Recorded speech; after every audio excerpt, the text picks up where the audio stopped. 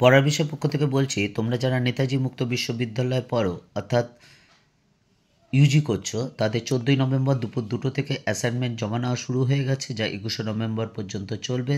তোমরা অলরেডি জেনে গেছো প্রত্যেকেই। এবং অ্যাসাইনমেন্টে 20 নম্বরের হবে। 10টা এমসিকিউ থাকবে, প্রত্যেকটাতে 2 নম্বর করে থাকবে, অর্থাৎ একটা ভুল হলে 0, একটা ঠিক হলে 2। কাজে খুব গুরুত্ব সহকারে দেবে, ধৈর্য সহকারে দেবে। আর যে অ্যাসাইনমেন্ট জমা দেবে আগে পরিষ্কার করে লিখে নেবে, কয়েকবার পড়ে নেবে, তারপর সেই সাবজেক্টের অ্যাসাইনমেন্টটা কিন্তু জমা দেবে। তা চলো শুরু করি। তোমাদের যারা ডিএস বিজি 21 আছে, তাদের যে 10টি এমসিকিউ প্রশ্ন আছে, তার সঠিক উত্তর নিয়ে আমরা পড়ার বিষয় পক্ষ থেকে হাজির হয়েছি। দেখো, প্রথমেরটা, ভূষণ্ডির মাঠে গল্পে নিত্যকালীন স্বামীর নাম কী ছিল? শিবু ভট্টাচার্য। 2 নম্বর, ছোটদের গোয়েন্দা কাহিনীর নায়ক গোগলের স্রষ্টা কে ছিলেন? সমরেশ বসু।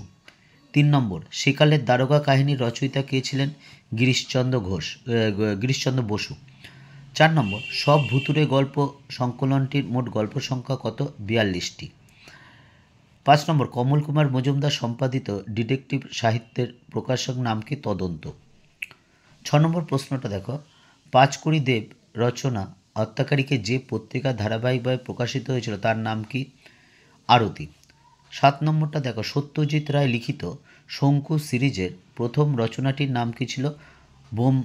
বোমযাত্রীর ডায়েরি। 8 নম্বর, আচার্য জগদীশচন্দ্র বসুর কোন রচনায় কল্পবিজ্ঞানের আদল রয়েছে? পলাতক তুফান।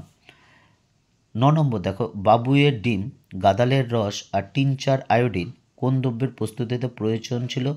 অদৃশ্য হওয়ার ওষুধ। লাস্ট প্রশ্ন দেখো, প্রফেসর শঙ্কুর পোষ্যটির নাম কী ছিল? নিউটন নামক বিড়াল। এই ছিল তোমাদের ডিএস বিজির 21-এর 10টা একেবারে সঠিক উত্তর। তোমরা যদি এটা দেখে জমা দাও তাহলে অবশ্যই 20তে 20 পাবে। আরেকটা কথা, তোমাদের যদি কেরিয়ার বিষয় অর্থাৎ এরপর কী করবে, অর্থাৎ কোন দিকে গেলে তোমার কি ভালো লাগে না লাগে, সেই বিষয়ে যদি আমাদের বলো তাহলে আমরা কিন্তু তোমাদের গাইড করতে পারি। কারণ আমাদের কেরিয়ার ওরিয়েন্টেশন যারা আছেন, এই বিষয়ে যারা দক্ষ, তাদের মাধ্যমে তোমাদের সমস্যার কিন্তু সমাধান করার চেষ্টা করতে পারি।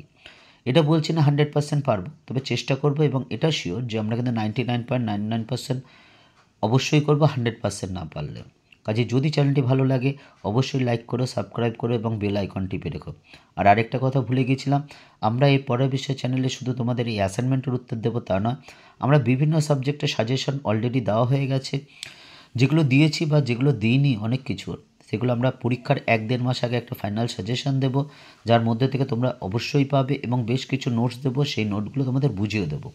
কাজেই যদি তোমাদের মনে হয় তোমাদের ভালো লাগবে, উপকার হবে বা সুবিধা হবে তোমাদের পড়াশোনার ক্ষেত্রে, তাহলেই অবশ্যই চ্যানেলটি লাইক করবে, সাবস্ক্রাইব করবে এবং বেল আইকন টিপে রাখবে। তা না হলে কিন্তু যদি কোনো উপকারে না লাগে, অর্থাৎ তোমাদের কোনো সুবিধা না হয়, তাহলে কিন্তু বেল আইকন টিপবে না, সাবস্ক্রাইব করবে না। পড়ার বিষয় পক্ষ থেকে এতটুকুই। অগ্রিম শুভেচ্ছা রইল।